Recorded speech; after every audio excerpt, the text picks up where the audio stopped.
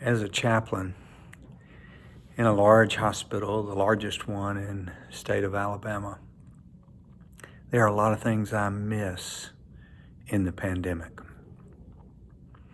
One of the things I miss most of all is touch. With all the patients we see, I have not touched a patient in over 4 months.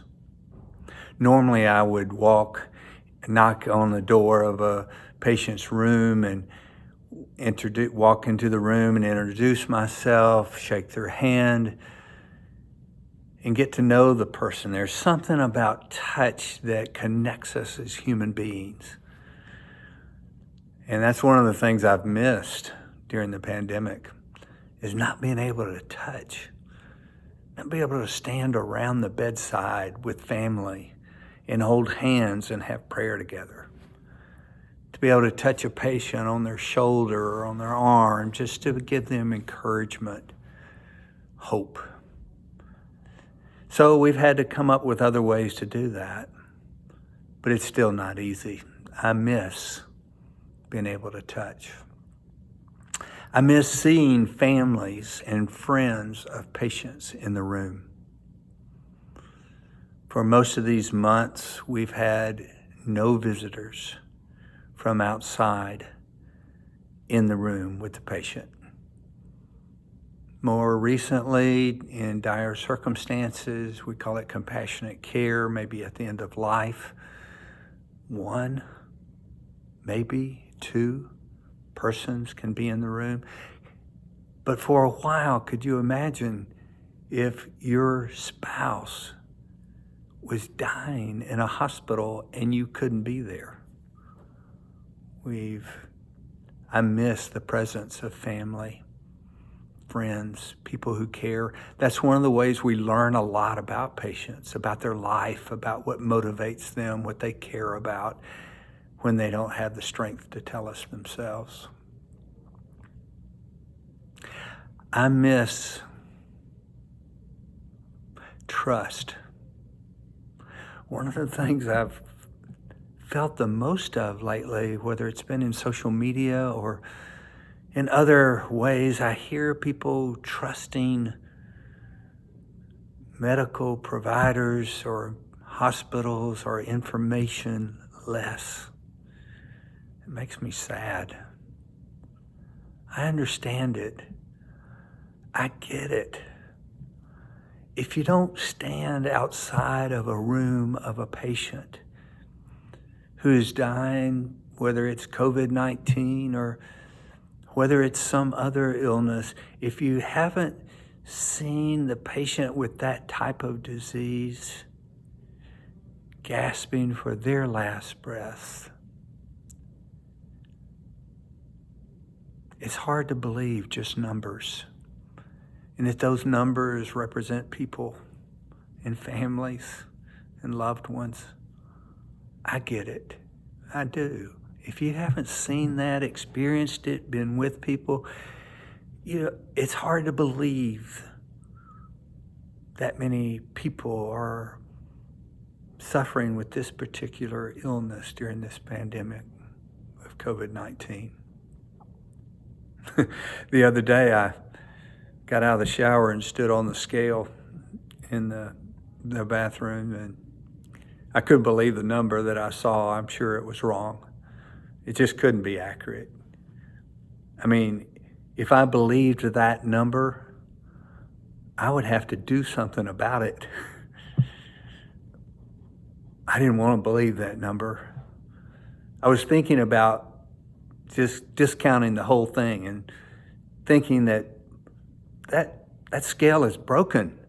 It's not accurate. It's not telling me the truth. I didn't want to believe it. Because if I believed it, I would have to do something about it.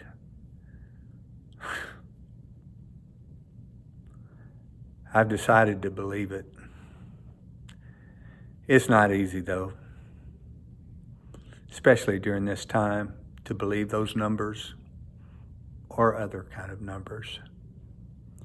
I get it. it calls us to do something as best we can.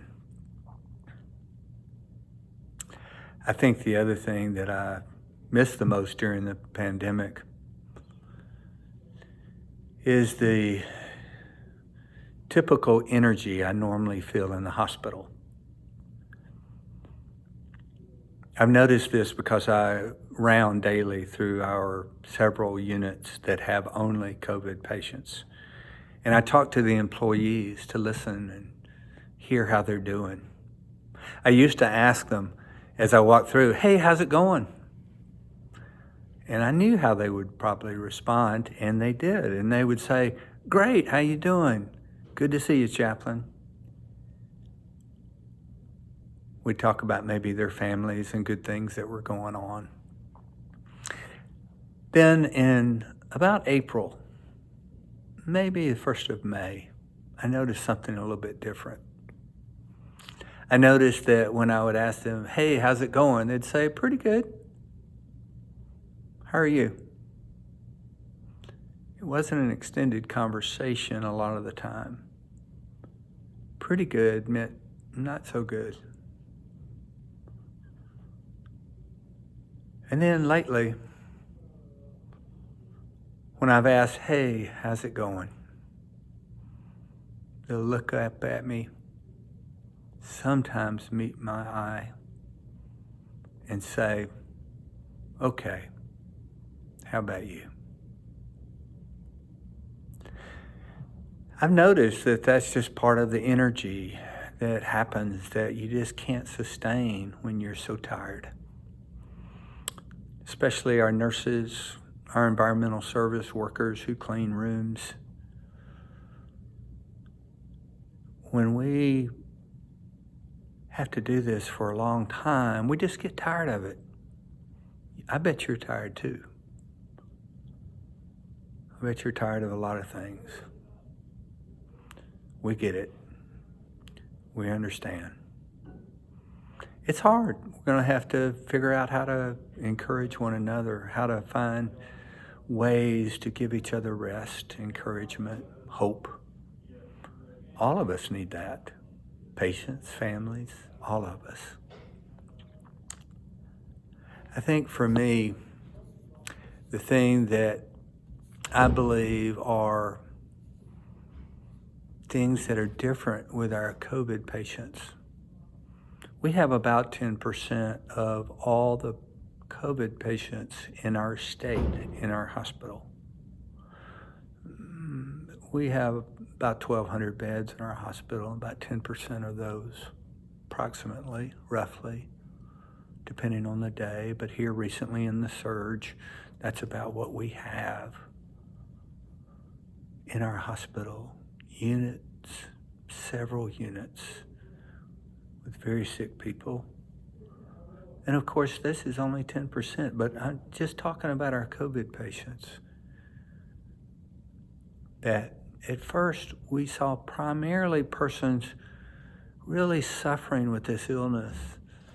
People that were like my age, mid-60s or older or so. And many of them did not do well. Some did, a lot did. But I think what's really been painful recently has been when one of my chaplains walked in my office and sat down and said, "I need to vent, to talk, to debrief." I said, "Tell me about it." He said, "I just came from being with a family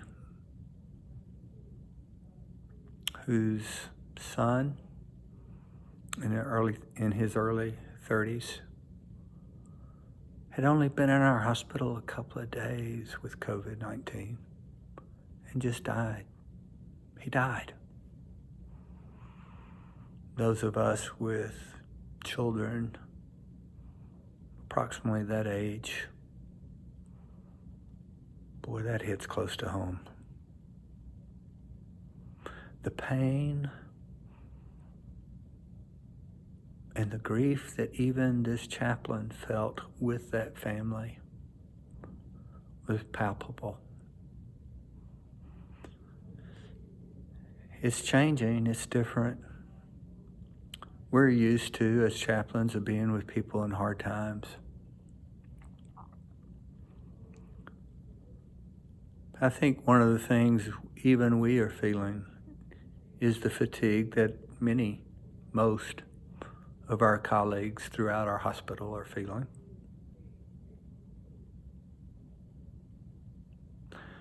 And maybe I could just close with this one word.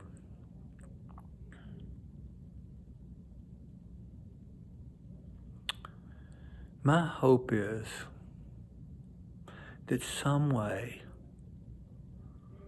we can find ways to help one another know what we try to share with patients and families and employees here in our hospital. And that is that each one of us is loved and not alone. We don't have to be alone. Even though this pandemic has been so hard on so many of us. But if we know that we're loved and alone, not alone, I guess I feel alone sometimes, the reason I said that. If we feel like we are really loved and people care about us and that we care about others, maybe that's one good thing that can come from this pandemic. To love our neighbors, to care for one another. Know this, whether you feel it or not, that you are loved